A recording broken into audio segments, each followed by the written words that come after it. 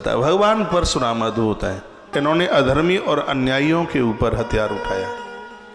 ये क्षत्रियों के विरोधी नहीं थे बिल्कुल। यदि ये क्षत्रियों के विरोधी होते,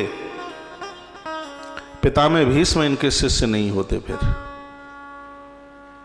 ये क्षत्रियों के विरोधी नहीं थे। उस समय पर जहां नारी सुरक्षित नहीं थी, अधर्म का ऐसा तांडव नृत्य हो रहा था, तब इनको लगा कि शायद शस्त्र के द्वारा इन अपराधों को दूर किया जा सकता है। बहुत बड़ी त्याग मूर्ति थी। यदि आपको इन अवतारों में सबसे बड़ा त्याग देखना है तो भगवान परशुराम को एक बार आप जरूर पढ़िए। उन्हें जाति से जोड़ करके नहीं, उन्हें भगवान से जोड़ करके पढ़िए। उन्हें 10 अवतारों में एक हैं, माता पिता के परम भक्त हैं भगवान प्रभु श्री परशुराम। और ये याद से सुनिएगा, भगवान कल्कि नारायण के गुरु हैं। परशुराम भगवान कल्कि नारायण के अवतार के लिए सभी ऋषियों को संग में लेकर नारायण से प्रार्थना भगवान परशुराम ने ही की थी। इस धरती को कल्कि देव दिए, भगवान दिए। 10वें अवतार में ये भगवान परशुराम की देन थी। मैं रावण का पुजारी नहीं हूं, मैं राम का पुजारी हूं। मेरी धमनियों में राम की सत्ता। राम के लिए मेरी आंख में आंसू है। राम मेरा जीवन है। राम मेरा आदर है। राम मेरे प्राण है। राम मेरी वो धमनियां है जो राम की कृपा से ही चल रही है। राम मेरा चरित्र है। राम मेरी मधुरता है। राम मेरी वाणी का संयम है। राम मेरे चित्त में जो छवि बैठी हुई है वही तो राम है। मेरे मोह रूपी रावण का जो नाश करता है वही तो मेरा राम है। मेरे अहंकार के कुंभकर्ण को जिसने मारा वही तो मेरा राम है। वही राम है। वैराग्य जिसका परम भक्त है हनुमान, तो वही तो मेरा राम है। हम राम से कैसे दूर होंगे? आज देवताओं को जाति से जोड़ दिया जाता है, ये दुर्भाग्य है। भगवान को भगवान ही रहने दीजिए। इन्हें जाति से मुक्त कीजिए। इन्हें जाति के नाम पर वोट मांगे जाते हैं, जाति के नाम पर समाज को खड़ा किया जाता है। वैसे हमारा हिंदुत्व बहुत टूट रहा है, कमजोर हो रहा है। ये नहीं होना चाहिए। भगवान को भगवान ही बन के रहने दें तो ही ज्यादा ठीक है। भगवान परशुराम ने तो ऐसा कभी नहीं कहा था कि मैं क्षत्रियों का द्रोही हूं, क्षत्रियों का विरोधी हूं। नहीं, जो अन्यायी थे, जो अपराधी थे, और उस समय ऐसी हिंसा चल रही थी, चरित्र स्वस्थ हो नहीं रहे थे कैसे भी। उस समय महात्मा जमदग्नि के यहां माता रेणुका ने इस पुत्र को जन्म दिया था। लोभ विहीन जीवन जीना, यह भगवान परशुराम का चरित्र हमें सिखाता है। प्रभु श्री राम जी को भी जिन्होंने 4 कलाएं दे दी और जो अद्भुत स्तुति की है, वो बड़ी वंदनीय है, प्रणाम करने को लायक है। ऐसे भगवान परशुराम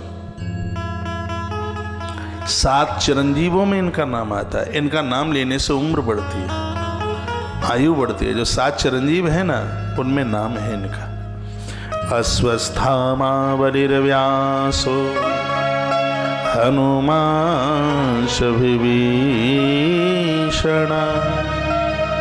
कृपा परशुरामश्च सप्तेता चिरजीवन। 7 चिरंजीवों में भगवान प्रभु श्री परशुराम का नाम आता है। 7वां अवतार है भगवान का, वह प्रभु श्री राम जी का अवतार है। राम रमन्ते योगिनो हृदय न सह राम। संपूर्ण जीव में जो रमण कर रहा है राम है। जो संपूर्ण जगत को सुख देते हैं, आनंद देते हैं। रमन्ते योगिनो हृदय न सह राम। जो संपूर्ण चराचर जीव के हृदय में रमण कर रहे हैं वह राम है। और ये सप्तम अवतार है। दशावतार में 7वां अवतार है प्रभु श्री राम जी का। नित्य इनका नाम लीजिए, आनंद आ जाएगा। कृष्ण को समझने के लिए श्रीमद् भगवत गीता पढ़िए। जब तक भगवान कृष्ण धरती पर रहे तो कलियुग की हिम्मत नहीं पड़ी, हिम्मत नहीं थी कलकाल की कि उनके होते हुए प्रवेश करके बता देता। भगवान श्री कृष्ण के जाने के 35 वर्ष के बाद में कलियुग आया है। कलियुग को लगभग आए हुए 5102 वर्ष हुए, 5102 वर्ष। इसकी उम्र 4,32,000 की है, 4,32,000 वर्ष इसका पूरा जीवन है। लेकिन हमारे ग्रंथों में यह भी लिखा है सोमवती अमावस्या इसके लिए घातक है। ये क्षीण होगा, जैसे आदमी बीच में ही एक्सीडेंट इत्यादि से खत्म हो जाता है, पूरी आयु नहीं जी पाता, तो ऐसे ही भगवत चिंतन भगवत कार्य चलता रहा तो इसकी उम्र क्षीण हो जाएगी। ये 4,32,000 पर पहुंच ही नहीं पाएगा। साधु की साधुता और आपके भजन में इतनी बड़ी ताकत है। अपनी हर अमावस्या को ही नहीं, अपने हर दिन को सोमवती अमावस्या बनाइए। सौम्य रहेंगे, आप क्रोध नहीं करेंगे, आप अपने चरित्र के साथ बढ़िया जीवन जिएंगे तो 365 दिन सोमवती अमावस्या ही होगी और ये कलिकाल की उम्र को छीड़ कर देगी, इसको मार डालेगी, इसको खत्म कर देगी। भगवान कल्कि नारायण का 10वां अवतार लिया गया नाम कलयुग को पूरी उम्र तक पहुंचने ही नहीं देगा।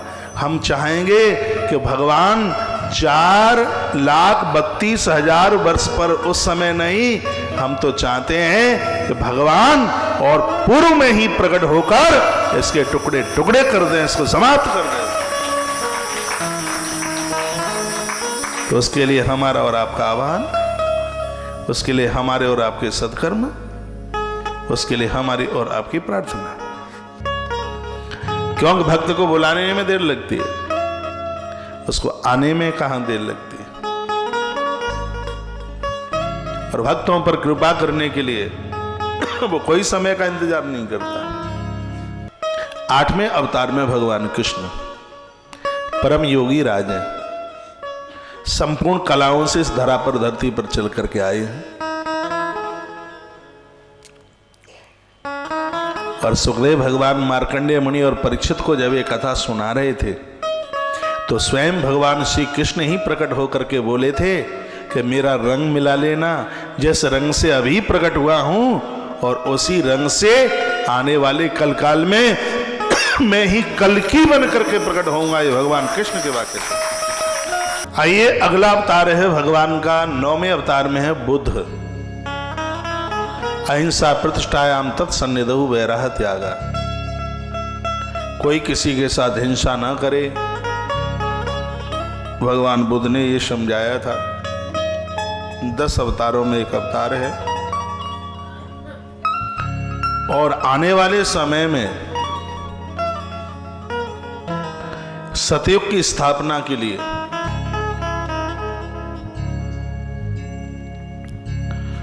और इस युग के दुश्मन को मारने के लिए जो रूप भगवान का प्रकट होगा, अश्व पर सवार होते हुए भगवान कल्कि नारायण के रूप में प्रकट होंगे। बोले कल्कि नारायण भगवान की जय। और वो किसको मारेंगे? कल्कि पुराण में लिखा हुआ है कि काकोदरम करालास्य लोलजीव्यम भयानक पूर्ति गंधम धूत मध्य स्त्री सुवर्ण कृताश्रयम। कौआ जैसा जिसका पेट है। कल्कि पुराण में कलयुग के रूप का वर्णन किया है। कलयुग की आकृति, इसकी सकल सूरत कैसी होगी कि काकोदरम करालाशम, काक उदरम, कौए जैसा जिसका पेट है, विकराल और चंचल जिसकी जीव है। कलयुग अपना रूप दिखा रहा है लोगों के ऊपर। जिनकी जीव कुचुर कुचुर कुचुर कुचुर कतन्नी जैसे चलती ही रहती है, कलयुग बैठ गया महाराज उसके मोहड़े पर, सिर के ऊपर। इससे बचो। इसके आकृति का वर्णन किया है। और युगों में पेट ऐसे मटके जैसे नहीं निकलते थे, और किसी का तो ऐसा टाइट पेट होता है कि दुद्ध बाप सवार है जे तो नए पिच के। कलयुग के रूप का वर्णन किया है। कौआ का पेट देखना कभी, बहुत भारी होता है कागा का पेट। तो भगवान व्यास क्या कहते हैं कलयुग के, उसको एक श्लोक में उसके रूप को बताया है। और यह भी कहा है कि इसके अंदर जो ये दिखाई देता है इससे तुम बचने की कोशिश करना। क्या का काकोदरम करालाव्याम लोलजीव्यम भयानकम। तो कौए जैसा जिसका पेट है,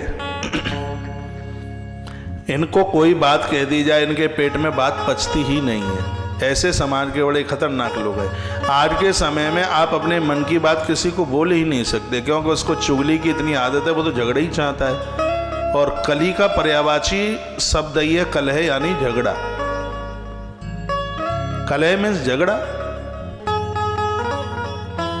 तो ऐसे पेट वाले लोग जिनके पेट में कोई बात टिकती ही नहीं है, इधर की उधर उधर की इधर, समझ लीजिएगा कि ये खानदानी कलयुग के हैं। चाहे बाके भतीजे लगे, चाहे भतीजे के भतीजे लगे, कुछ न कुछ उसके जरूर लगते होंगे। हाँ, ये उसके ही अपने खानदान, इधर की उधर भिड़ा बुढ़ा करके लड़ाई तैयार कराने में ही ये ग्रंथ में लिखा है, मेरी तरफ से कुछ भी नहीं है।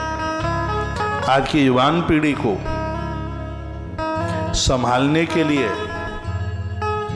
भगवान व्यास ने कल्कि पुराण के माध्यम से वर्तमान की परिस्थितियों को समझते हुए जिन सूत्रों को दिया है वो सुनने के लायक नहीं तो शरबत बनाकर पीने के लायक है।